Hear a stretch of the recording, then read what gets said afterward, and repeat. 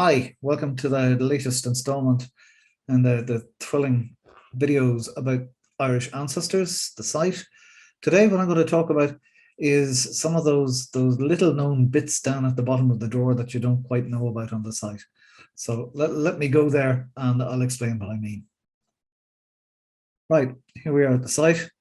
The last video I did was, again, this is part of the free browse section, so there's no subscription wall to any of these. I was looking at the surname data the last time around, the maps, and when I was doing it, I thought to myself, all of these things, other things here are pretty obscure. This is actually, I don't know if your kitchen has a drawer where everything goes that can't be categorized, the bits of string and the rubber bands and the candles. Well, this is the rubber bands and candles drawer on the site. So let me go through the ones I haven't touched on already. First of all, the Irish Roots column. This is, let me see, the column archive. This is a column I wrote in the Irish Times between, let me see, February the 23rd, 2009 and February the 8th, 2016. So almost exactly 7 years or 8 years, I'm not sure. Anyway, this is basically a week by week archive of the columns I wrote.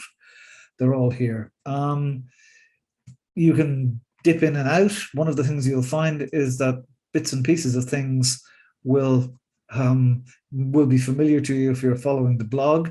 And the current column goes to the blog. And there we go, we go back. You can search these, but the way to search it is through Google Advanced Search. You pick the site, www.johngrenham.com, browse that section, and you search for addiction. Say, okay, there we go, and genealogy addiction, and there we are. That's the one we were looking at. So it's not the search function is not actually on the site, but it is easily searchable.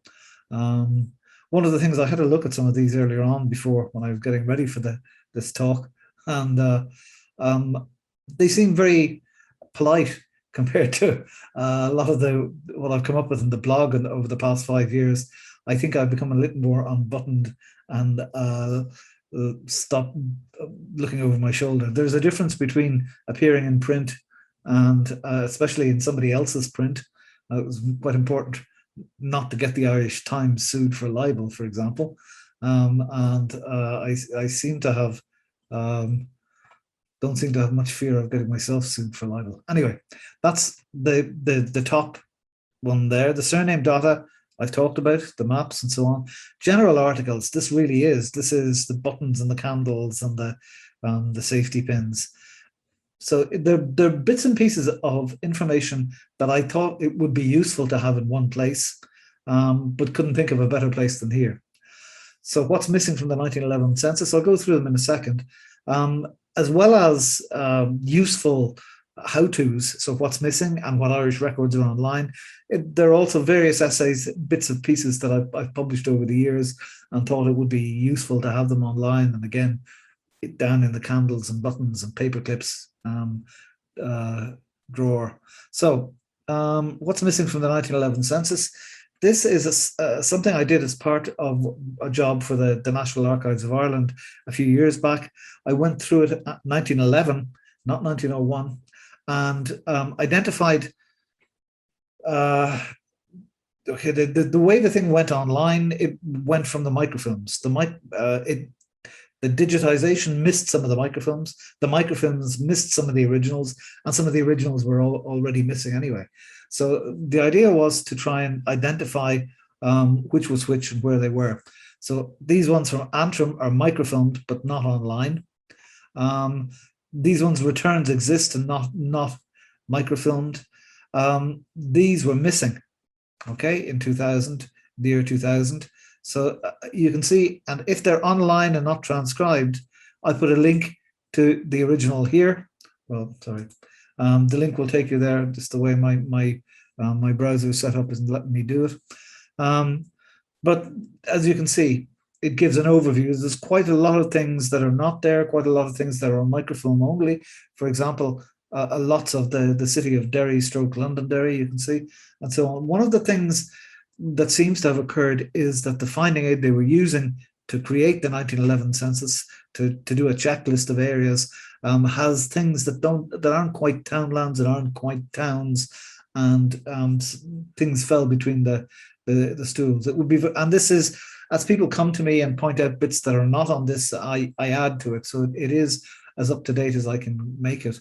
And it also, there is no 1901 equivalent, basically because I was commissioned to do it for the 1911, not the 1901. I would love to do it for the 1901, so maybe in the fullness of time.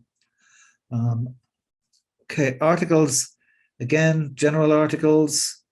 Let's see, whoops, articles. Go back to browse, articles, general articles, there we are. Emigration from Ireland. This is basically, you can see it's a whole series of subsections, just summarizing the Irish emigration over the centuries, because there have been many waves and many different types. Ulster, famine emigration, there have been immigrants, Vikings, Huguenots, so on. So this is comings and goings. What Irish records are online? Again, this is a question that people ask me. And I thought it would be useful to have in a single place what Irish records are actually online. So this lists them by record type. So General Register Office, vital records of births, marriages and deaths, census records, and census substitutes. The pre-1921 published census reports, church records, property records, wills, immigration, newspapers, directories, occupational, graveyards, and other. The other is the candles and paper clips drawer, and no better description has there ever been of what the genealogical office is. The sort of candles and paper clips drawer of Irish archives. Okay, we move on to them. Irish surnames. Again, this is a very general essay on how Irish surnames came into existence. It's a single page, very straightforward. The peoples of Ireland. This is a bit more newcomers and immigrants, the Vikings, the Huguenots, the Palatines, the Anglo-Irish. So the peoples of Ireland. One of the things I learned very early on is that there is no such thing as racial purity. And there is, above all, dear God, not in Ireland. I'll tell you that for sure. So these are some of the people who contributed to our mongraldom. And heraldry in Ireland. Heraldry in Ireland is an essay in various parts. You can see the subsections there about coats of arms and heraldry in Ireland. Obviously, what it says on the cover. This is kind of useful because it's the souvenir heraldry is something very different from official heraldry. Official heraldry is regulated by the genealogical office, the office of the chief herald, and this basically goes through the reasons why it is a Norman practice rather than a native Gaelic Irish practice, and how it came into Gaelic Irish culture from the 17th century on, and so on. Again, interesting if you're interested in coats of arms. And this section, which I'm a little shamefaced about, is something when I started up, I thought it would be a good idea to host articles from other journals, other magazines about Irish family history. And by far the daddy of them all is the Irish at Home and Abroad. This was a very serious academic level journal published in the 1990s, and by Kyle Beattie, as you can see here, he's listed as the author of this one. Kyle Beattie, and they he very kindly allowed me to republish some of them. I only got as far as 2, and I don't think I'm going to get much further at this point.